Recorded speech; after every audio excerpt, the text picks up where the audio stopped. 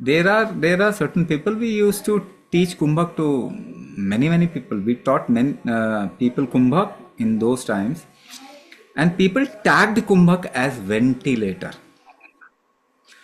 कई लोग ऐसे थे जिनको वेंटिलेटर नहीं मिल पाया, वो उन्होंने कुंभक किया और उन्होंने कहा कुंभक हमारा वेंटिलेटर है। ऑक्सीजन लेवल्स बढ़ जाते हैं इसके कारण, लंग की कैपेसिटी बढ़ जाती है।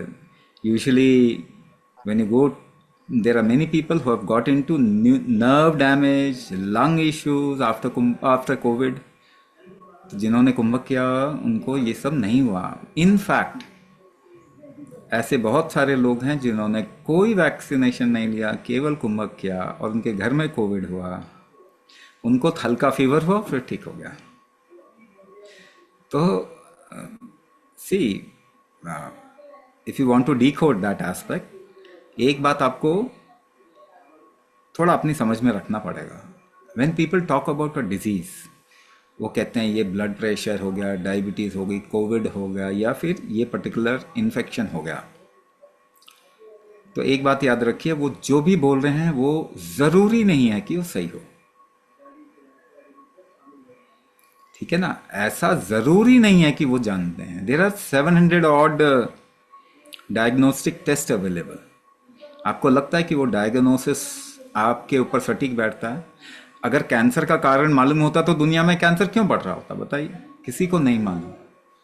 Even simple things like diabetes, pain क्या होता है, nobody knows what is pain. Do you know there is no definition of mind? Mind मालूम ही नहीं किसी को क्या होता है। अगर किसी को मालूम ही नहीं माइंड क्या होता है, आपको लगता है कि मेंटल इश्यूज को कभी भी हम ठीक कर पाएंगे? It will become epidemic in 5 years।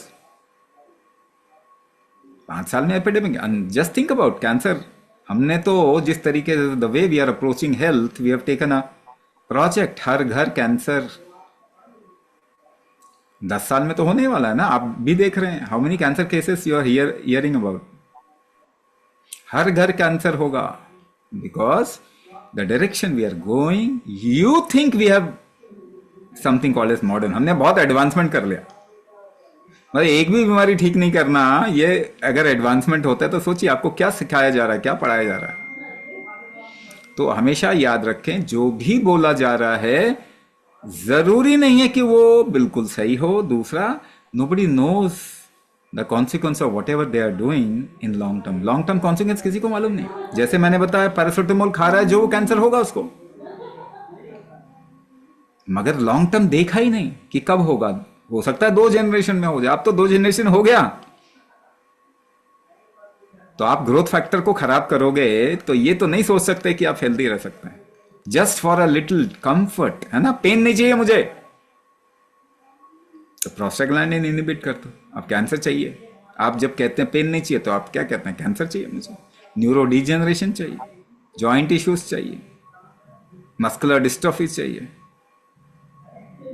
तो the way we are looking at health and life, it needs, we need to grow up।